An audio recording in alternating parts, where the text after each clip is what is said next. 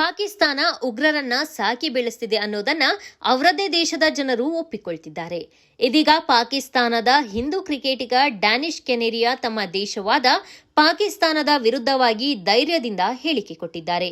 ಪಾಕಿಸ್ತಾನ ಸರ್ಕಾರವು ಭಯೋತ್ಪಾದಕರಿಗೆ ಆಶ್ರಯ ಮತ್ತು ಪೋಷಣೆ ನೀಡುತ್ತಿದೆ ಎಂದು ಆರೋಪಿಸಿದ್ದಾರೆ. ಅವರ ಈ ಹೇಳಿಕೆಗೆ ಪಾಕಿಸ್ತಾನದಲ್ಲಿಯೇ ಪರವಿರೋಧಿ ಚರ್ಚೆಗಳು ನಡೀತಾ ಇವೆ. ಜಮ್ಮು ಮತ್ತು ಕಾಶ್ಮೀರದ ಪಹಲ್ಗಾಮ್ನಲ್ಲಿ 26 ಜನಗಳನ್ನ ಬಲಿ ಪಡೆದ ಭಯೋತ್ಪಾದಕ ದಾಳಿಗೆ ಪಾಕಿಸ್ತಾನ ಸರ್ಕಾರವನ್ನೇ ಹೊಣೆಗಾರನ್ನಾಗಿ ಮಾಡುವ ಮೂಲಕ ಮಾಜಿ ಪಾಕಿಸ್ತಾನಿ ಲೆಗ್ ಸ್ಪಿನ್ನರ್ ಡ್ಯಾನಿಶ್ ಕೆನೆರಿಯಾ ತಮ್ಮ ದೇಶದ ಸರ್ಕಾರದ ಮಾನವನ್ನ ಜಾಗತಿಕ ಮಟ್ಟದಲ್ಲಿ ಹರಾಜು ಹಾಕಿದ್ದಾರೆ. ಡ್ಯಾನಿಶ್ ಕೆನೆರಿಯಾ ವಿಶ್ವವಿಖ್ಯಾತ ಆಟಗಾರರಾಗಿದ್ದು, ಅವರ ಈ ಹೇಳಿಕೆ ವಿಶ್ವಾದ್ಯಂತ ಸುದ್ದಿಯಾಗಿದ್ದು, ಪಾಕಿಸ್ತಾನಕ್ಕೆ ಜಗತ್ತಿನ ಜನ ಛೀಮಾರಿ ಹಾಕ್ತಿದ್ದಾರೆ. ಒಂದು ಕಾಲದಲ್ಲಿ ಪಾಕಿಸ್ತಾನ ಕ್ರಿಕೆಟ್ ತಂಡದಲ್ಲಿ ಜನಪ್ರಿಯ ಆಟಗಾರರಾಗಿದ್ದ ಡ್ಯಾನಿಶ್ ಕೆನೆರಿಯಾ ಪಾಕಿಸ್ತಾನವನ್ನ ತೊರೆದು ಹಲವು ವರ್ಷಗಳೇ ಕಳೆದಿವೆ. ಸದ್ಯ ಅವರು ಯುಕೆಯಲ್ಲಿ ವಾಸವಾಗಿದ್ದಾರೆ. ಅದಕ್ಕೆ ಕಾರಣ ಧೈರ್ಯವಾಗಿ ಪಾಕಿಸ್ತಾನ ಉಗ್ರರಿಗೆ ಆಶ್ರಯ ನೀಡಿದೆ ಅಂತ ಹೇಳ್ಕೊಂಡಿದ್ದಾರೆ. ಒಂದು ವೇಳೆ ಅವರು ಪಾಕಿಸ್ತಾನದಲ್ಲೇ ಇದ್ದುಕೊಂಡು ಪಾಕಿಸ್ತಾನದ ವಿರುದ್ಧ ಈ ರೀತಿ ಹೇಳಿಕೆ ನೀಡಿದಿದ್ರೆ ಅವರನ್ನು ಕೂಡ ಉಗ್ರರು ಗುರಿಯಾಗಿಸಿ ಬಿಡುವ ಅಪಾಯವಿತ್ತು. ಮಾಜಿ ಕ್ರಿಕೆಟಿಗ ಡ್ಯಾನಿಶ್ ಕೆನೆರಿಯಾ ಅವರು ಪಹಲ್ಗಾಮ್ ದಾಳಿಯ ನಂತರ ಸೋಷಿಯಲ್ ಮೀಡಿಯಾದಲ್ಲಿ ಪೋಸ್ಟ್ ಹಾಕಿದ್ದು, ಅದರಲ್ಲಿ ಪಾಕಿಸ್ತಾನ ಮೂಲದ ಉಗ್ರ ಸಂಘಟನೆ ನಡೆಸಿದ ಭಯೋತ್ಪಾದಕ ದಾಳಿಯ ಬಗ್ಗೆ ಮೌನ ಮುರಿದು ಸತ್ಯವನ್ನ ಒಪ್ಪಿಕೊಳ್ಳುವಂತೆ ಪಾಕಿಸ್ತಾನದ ಪ್ರಧಾನಿ ಶೆಹಬಾಜ್ ಶರೀಫ್ ಅವರನ್ನ ಒತ್ತಾಯಿಸಿದ್ದಾರೆ. ನಿಮ್ಮ ಸೇನೆ ಪಡೆಗಳು ಇದ್ದಕ್ಕಿದ್ದಂತೆ ಅಲರ್ಟ್ ಆಗಿದ್ದೇಕೆ? ಏಕೆಂದ್ರೆ ನಿಮಗೆ ನಿಜವಾದ ಕಾರಣ ಸತ್ಯ ತಿಳಿದಿದೆ. ನೀವು ಭಯೋತ್ಪಾದಕರಿಗೆ ಆಶ್ರಯ ನೀಡುತ್ತಿದ್ದೀರಿ ಮತ್ತು ಪೋಷಿಸುತ್ತಿದ್ದೀರಿ. ನಿಮಗೆ ನಾಚಿಕೆ ಆಗಬೇಕು ಎಂದು ಕೆನೆರಿಯಾ ಪೋಸ್ಟ್ ಮಾಡಿದ್ದಾರೆ. ಇದು ಉಗ್ರರಿಗೆ ಬೆಂಬಲ ನೀಡುತ್ತಿರುವ ಪಾಕ್ ಸರ್ಕಾರಕ್ಕೆ ಚಪ್ಪಲಿಯಿಂದ ಹೊಡೆದಂತಿದೆ. ಡ್ಯಾನಿಶ್ ಕೆನೆರಿಯಾ ಹಿಂದೂ ಆಗಿರುವ ಕಾರಣಕ್ಕೆ ಪಾಕಿಸ್ತಾನ ಕ್ರಿಕೆಟ್ ತಂಡದಲ್ಲಿ ಹೆಚ್ಚು ಅವಕಾಶಗಳನ್ನು ಪಡೆಯಲು ಸಾಧ್ಯವಾಗಲಿಲ್ಲ ಅನ್ನುವ ಮಾತುಗಳು ಚಾಲ್ತಿಯಲ್ಲಿದ್ವು. ಇದೇ ಕೆನೆರಿಯಾ ಪಾಕಿಸ್ತಾನ ಕ್ರಿಕೆಟ್ ತಂಡದಲ್ಲಿ ಭಾರಿ ತಾರತಮ್ಯ ಎದುರಿಸಿದ್ದೇನೆ ಮತ್ತು ನನ್ನ ವೃತ್ತಿ ಜೀವನ ನಾಶವಾಗಿದೆ.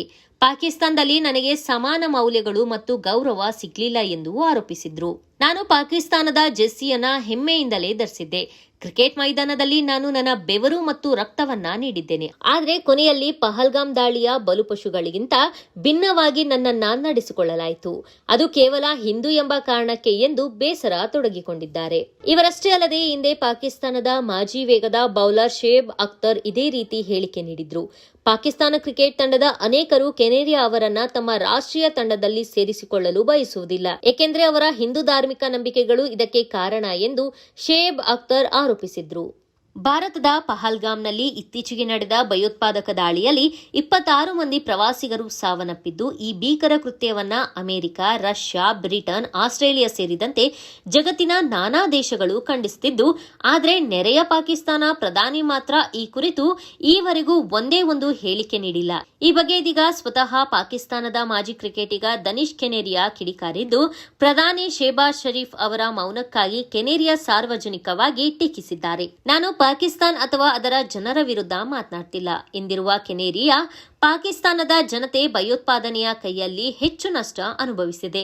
ಪಾಕಿಸ್ತಾನದ ಜನರು ಶಾಂತಿಯಾಗಿ ನಿಲ್ಲುವ ನಾಯಕತ್ವಕ್ಕೆ ಅರ್ಹರಿದ್ದಾರೆ. ಭಯೋತ್ಪಾದಕರಿಗೆ ಆಶ್ರಯ ನೀಡುವ ಅಥವಾ ಅಮಾಯಕರ ಹತ್ಯೆಯಾದಾಗ ಮೌನವಾಗಿರುವುದು ನಾಯಕತ್ವಕ್ಕೆ ಅಲ್ಲ ಎಂದಿದ್ದಾರೆ. ನಾನು ಮಾನವೀಯತೆಯ ಪರವಾಗಿ ನಿಲ್ಲುತ್ತೇನೆ ಎಂದಿರುವ ಅವರು, ಮತ್ತು ಪಾಕಿಸ್ತಾನದ ಜನರು ಸಹ ಹಾಗೆ ಮಾಡ್ತಾ ಇದ್ದಾರೆ ಎಂದು ನಾನು ನಂಬುತ್ತೇನೆ. ಅವರನ್ನ ದಾರಿ ತಪ್ಪಿಸಬೇಡಿ, ದುಷ್ಟರ ಪರವಾಗಿ ನಿಲ್ಬೇಡಿ ಎಂದು ಮನವಿ ಮಾಡಿದ್ದಾರೆ.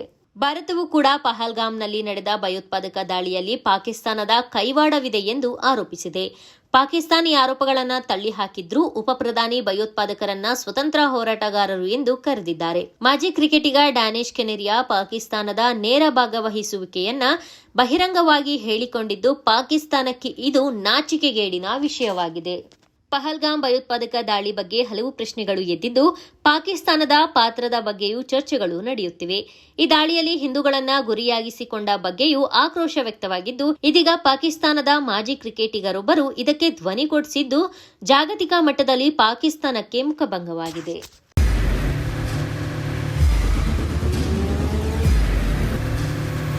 ಪ್ರಜಾಮಾರ್ಗ ನ್ಯೂಸ್, ಇದು ಜನಸಾಮಾನ್ಯರ ಧ್ವನಿ. ನಮಸ್ಕಾರ. ನೀವು ನೋಡ್ತಾ ಇದ್ದೀರಾ ಪ್ರಜಾಮಾರ್ಗ ನ್ಯೂಸ್. ರಾಷ್ಟ್ರದ, ರಾಜ್ಯದ, ರಾಜಕೀಯದ ಬಗ್ಗೆ ಹೆಚ್ಚಿನ ಸಿನಿಮಾ ಅಪ್ಡೇಟ್ಗಳಿಗಾಗಿ ಫಸ್ಟ್ ಲೈಕ್ ಮಾಡಿ, ಸಬ್ಸ್ಕ್ರೈಬ್ ಆಗಿ, ಹಾಗೆ ಫಾಲೋ ಕೂಡ ಮಾಡಬೇಕು.